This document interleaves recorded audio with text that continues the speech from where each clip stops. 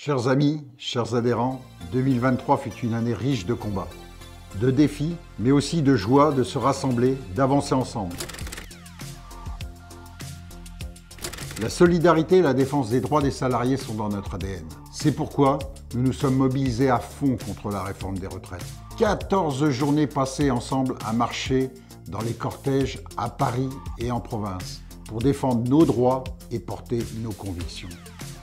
Si la réforme elle-même est passée, on peut quand même se féliciter que le congé de fin d'activité ait été préservé. Ce sont plus de 2000 conducteurs qui en bénéficient chaque année.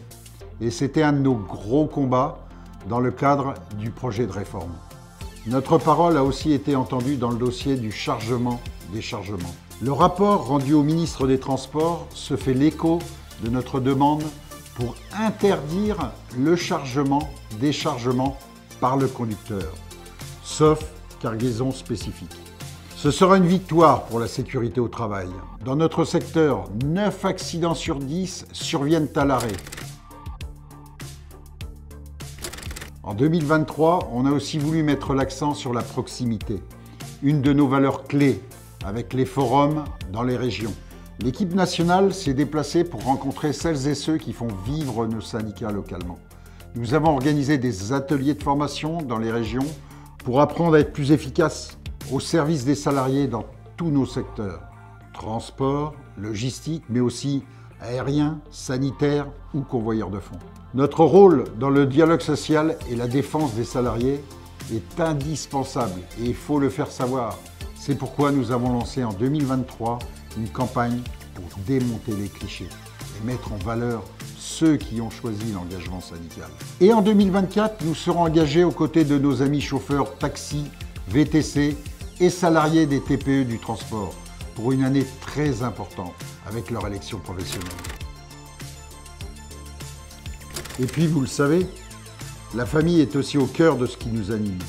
Alors, on a bien sûr continué de se mobiliser pour l'équilibre vie pro, vie perso. On a aussi mis en valeur les femmes de notre secteur d'activité.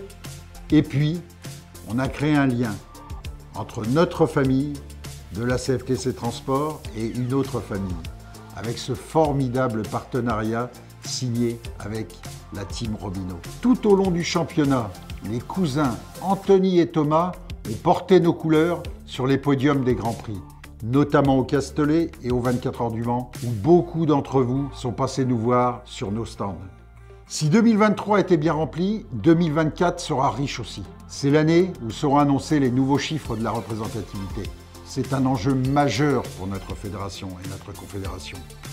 Après les très bons résultats de cette année, nous répondrons présent à l'ambition annoncée par notre président confédéral Cyril Chabagnier, objectif 10%.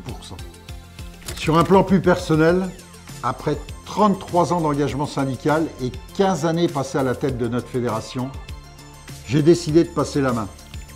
J'aurai le plaisir de proposer la candidature de mon ami, notre secrétaire général Guillaume Cadard, aux membres du Conseil fédéral lors d'une assemblée générale extraordinaire que nous organiserons le 30 mai prochain au Beffroi à Montrouge. D'ici là, je vous souhaite à tous de très belles fêtes de fin d'année en famille ou avec vos proches et je vous donne rendez-vous en 2024.